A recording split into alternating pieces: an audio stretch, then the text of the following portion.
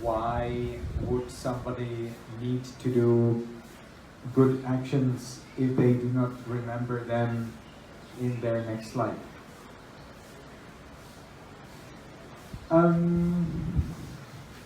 I think there would be many other reasons why to do good deeds.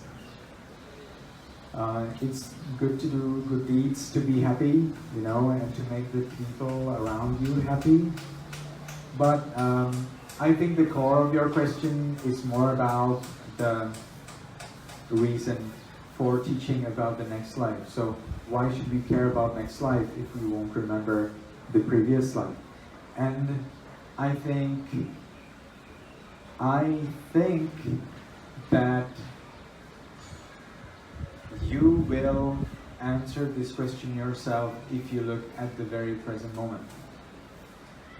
This very present moment, how much do you remember from your recent past?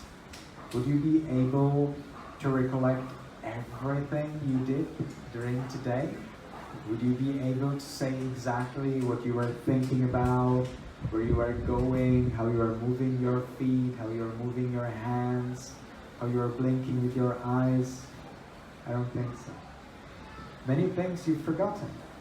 Then why would you be doing good deeds, for the near future, if you would not remember the near past, the recent past? There are so many things we do not remember from our present life, and still we are thinking about our future in this very life. Most probably when you become 80 or when you become 100, you might remember this very moment, but you might not remember what you did yesterday, what you will do tomorrow when you become 80 or 100. So why would you be doing good deeds, right?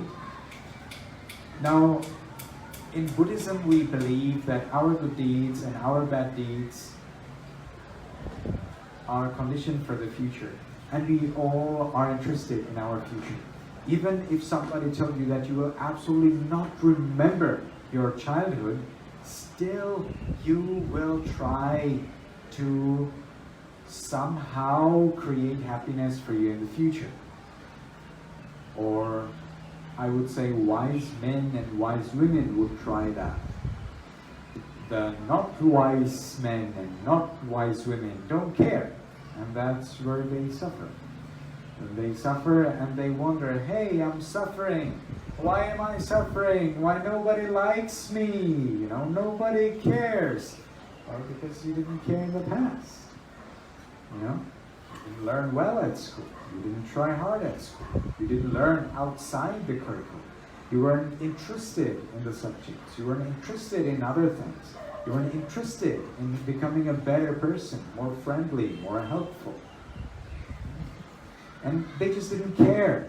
And then because they didn't care, they wonder, now I suffer. Nobody cares about me. Oh no, I'm so pitiful. But that's because they didn't care in the past. And now is the time when they suffer.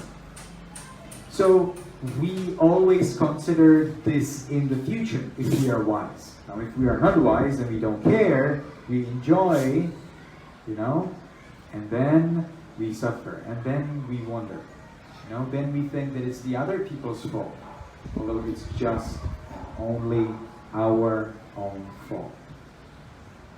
So with this view of future, we do not need to be concerned so much of next life, because our future in this very life is pretty much of the same nature. It will be conditioned by the present moment, by our actions in the present moment. So just like you're concerned about your near future, you would be concerned about your next life. And I would never dismiss next life with the idea that you will not remember your previous life. Because there are many people who remember their previous life.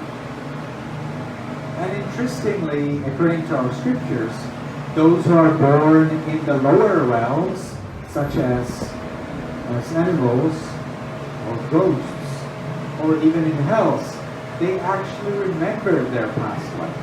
They actually remember why they are suffering. Again, not all of them, but some of them would. And remembering their past life, they repent. And they can do nothing because they're suffering. You know, that's like if somebody steals and then they caught him, then they catch him, and then he is in the prison, and then he is remorseful. Oh no, why did I steal things? He stole things because he didn't think about his future. He thought about his present moment. Or he just didn't realize that there is an action and a consequence. Kamma, intentionally committed action, and vipaka, the consequence of the action. So without the belief in kamma and vipaka, they committed bad action, and then of course they're suffering. All suffering that we experience right now is because of our bad actions in the past. Sometimes not just because of our bad actions, but always there is something, some part of that. So some of our suffering in this present moment is solely caused by our bad actions. Some of our suffering in this life is caused by our bad actions in the past in connection with sickness or bad weather, so it's hot or it's cold, or there is an enemy, somebody doesn't like us, or because we are at the wrong environment, at the wrong place, at the wrong time. So there are these different ways, different reasons why we suffer, but always the karma plays some role. Sometimes only karma, sometimes in connection with something. So whenever you are considering suffering in your present life, whenever you are considering your present situation as not the way you would want or you would dream of, then always think about your past life. You always remember, hey, in my past life I could have been better. If I was a better person in my past life, I would have been more happy this life. Okay, so you're not so happy this life, so that's not much, there's not much to do at this very present moment, but what you can do is to improve your near future and your next life by your present action. So being a good person, being a nice, kind, patient, understanding, enthusiastic, interested, inspiring person. So that way you always consider your past lives in this present life, because you can always relate to your past lives by your present condition. So in a way you actually remember your past life by inference. And you always consider your next life and your near future. Never depend on your next life. Always think about near future and your next life. Okay? Because many of your actions will actually bring consequence right after those actions or soon after that. It happens to me quite often. You know? One time I went to buy a cake, you know, for our yogis in our center, for me and our yogis, with our supporters. And I saw some monks coming for alms round, you know, a young novice coming for alms round, right next to the candy shop. And the donors, they would not give any cake to the novice, you know, they would come with rice and curry. And I thought, oh no, how come, you know, it's a candy shop. No, I thought, wow, that's a pity. So with my donors, we bought, I don't know, like 3 cakes, 3 big birthday cakes. And I thought, okay, so let's give 1 cake to the novice, you know, like 1 big birthday cake. So we gave one big birthday cake to the novice, sitting next to the candy shop, right next to it, you know. And then, immediately after we did that, after we gave him the cake, somebody ran out of the shop and told me, please wait, I also want to give you some cake, you know. And they brought 2 big cakes just for me as a donation. So instead of 3, or actually 2, I had 4. And this is not just one time. Of course it's a coincidence. Of course this is not karma. Right? I don't know. Maybe. But why not? You know, like, anyway, I'm happy, you know, when I can support others. I do not expect the consequence, you know. I really love that. And sometimes we can help others in such a small way and get immense pleasure, immense happiness. You know, I saw in a meditation center where I stay in Shorumandoya, I saw a dog waiting under a water tap.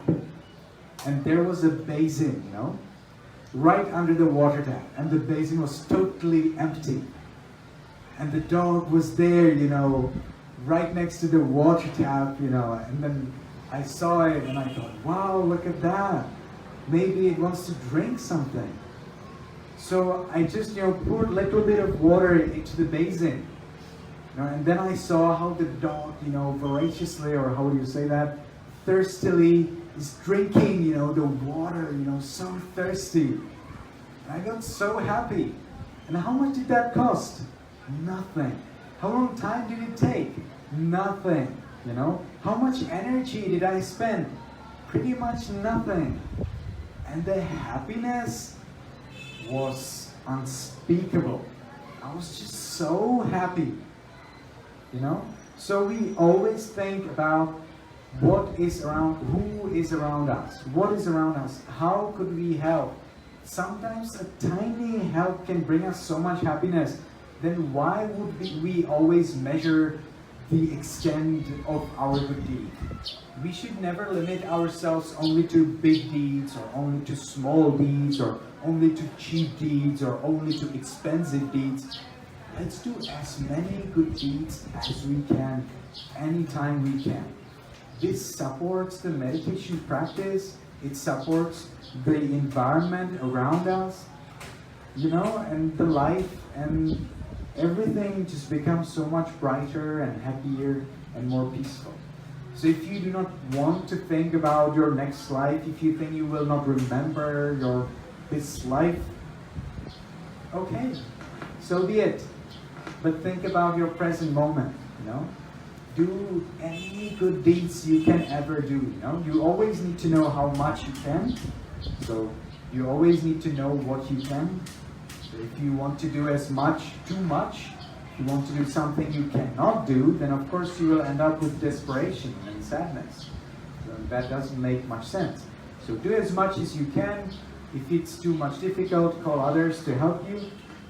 And do not think so much of the next life, you know.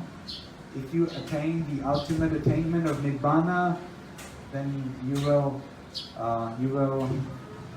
pass into the eternal place of Nibbana and have no next life anyway. So better not expect next life. Think about your past lives though. Get your, learn from your past lives. Infer your present experience. Infer your past lives from your present experience. And think, hey, maybe if I was better in my past life, I would be more happy. Maybe I could even help more this life. Now think about Bill Gates, you know, or anybody else very rich, you know, how much they can actually help and how much they actually help. And how much those who receive the help benefit from their help. You know? We cannot help as much as Bill Gates can. You know? But wouldn't that be great? Wouldn't that be nice, you know, if I can, you know, just take $1 billion, you know, and build a school or build houses for poor people. That would be nice, right? It would make so many people happy and healthy, you know, it would increase their life and opportunities to be better people.